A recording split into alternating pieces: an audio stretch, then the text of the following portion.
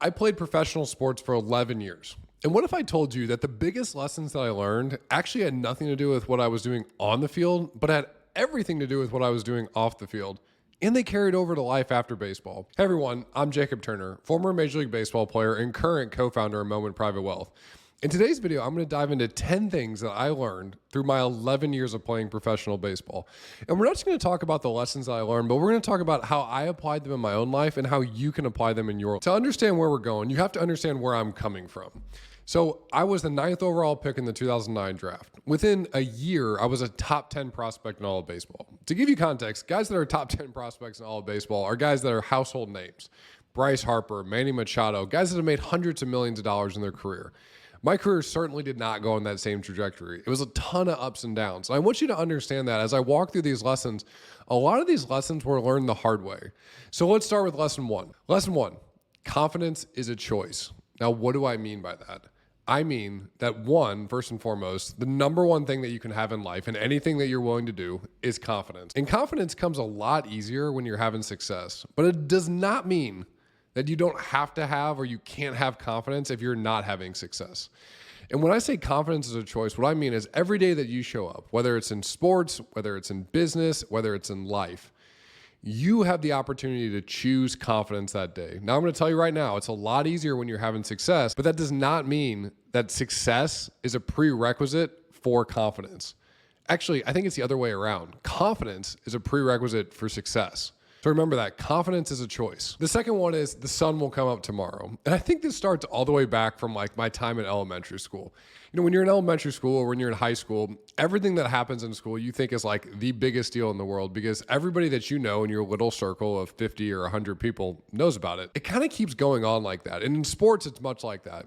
If I performed in front of 50,000 people and I had the quote unquote career ending performance or the worst performance of my life, I used to think like, man, the world is going to end. I'm going to tell you right now, every single day, without fail, the sun came up the next day. So what is the lesson that we can learn from that? Two things. The first one is, it's not the end of the world, okay? The sun will come up tomorrow. That's pretty self-explanatory.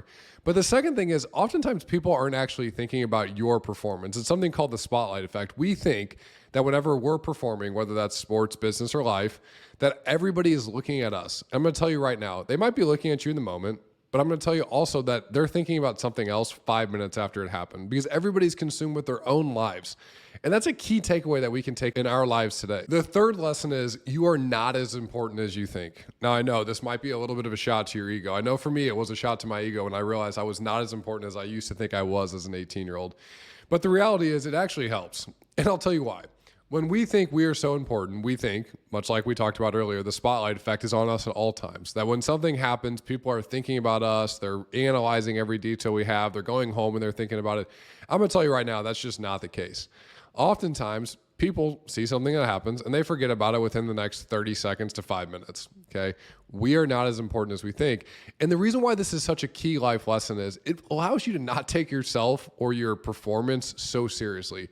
It allowed me to move on from performances that were subpar or not up to my expectations and learn from them instead of just dwelling on them. The fourth lesson is there's power in the team. Heck, the only power you usually have is in the team. Now, that can be the team of people around you. For me, that was the team of people that I had on the field with me, the 8 other guys that were helping to support me when I was pitching.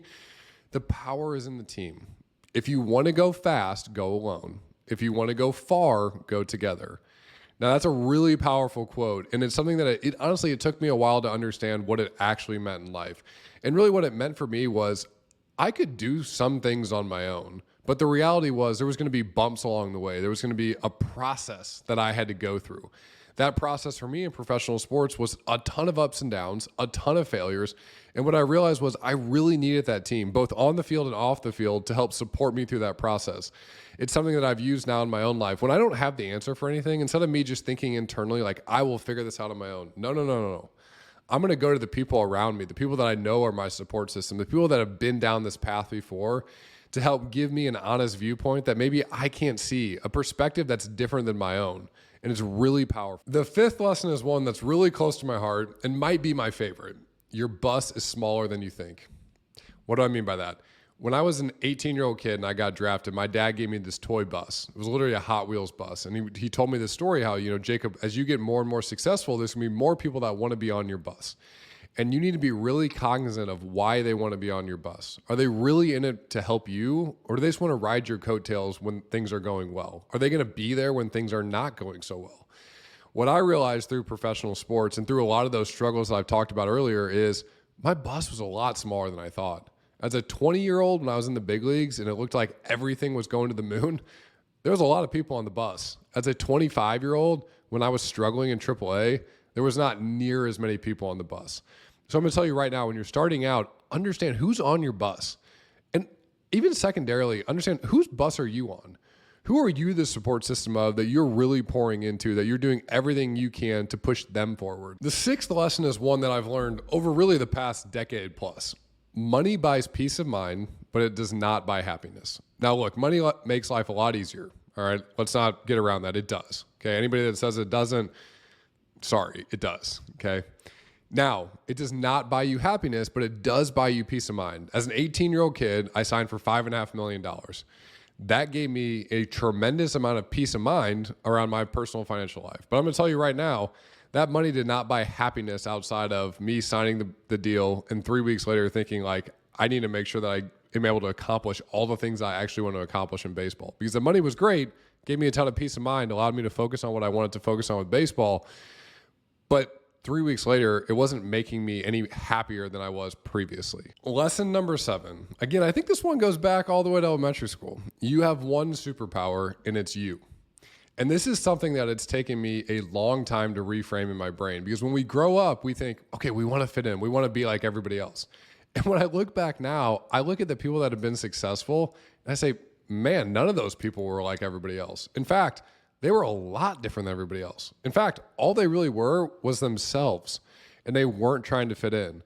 You have one superpower. That one superpower is you, okay? The only advantage that we all have in life is whatever unique gifts that we have, okay? Whatever unique cards we were dealt in life. And my encouragement to you, and the lesson that I've learned along the way, is we need to lean into that. People will be attracted to who you are as a person, even if it's different than who they are as a person. People are attracted to somebody that's authentic, that's real, okay? The one superpower that we have is to lean into you. Have you ever seen anybody that really wanted something to happen? Like they really wanted to win that game. And let me guess, they were nervous. Lesson number 8, nerves are a part of it. There's no way around it. I don't care if you've been doing something for 20 years. When you really want something to happen, when you really want to win that big game, when you really want to make that pitch, when you really want to make that shot, there's going to be nerves. That's okay. The lesson here is that nerves are part of it. You need to embrace it, okay? And the way that you can do this is actually something that most people don't do.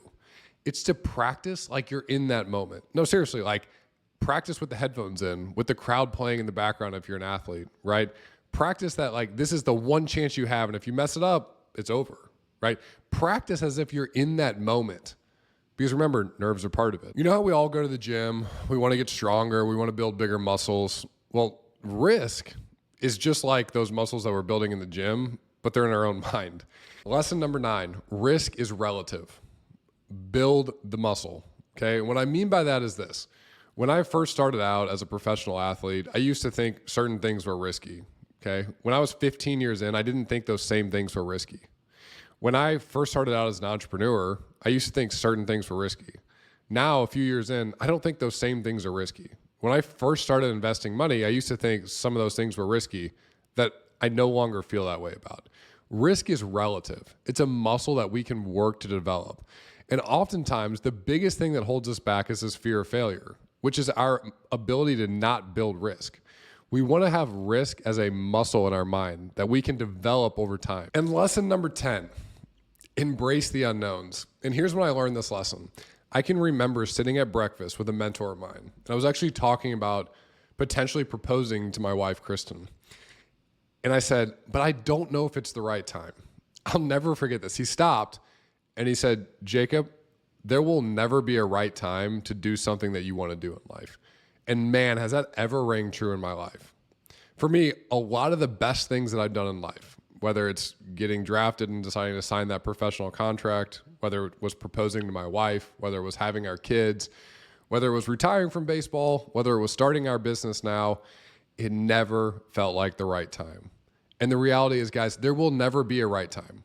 You will always think that there will be a better time, that there will be some magical door that's open where you're like, this is it. I'm going to tell you right now, there's never a perfect time.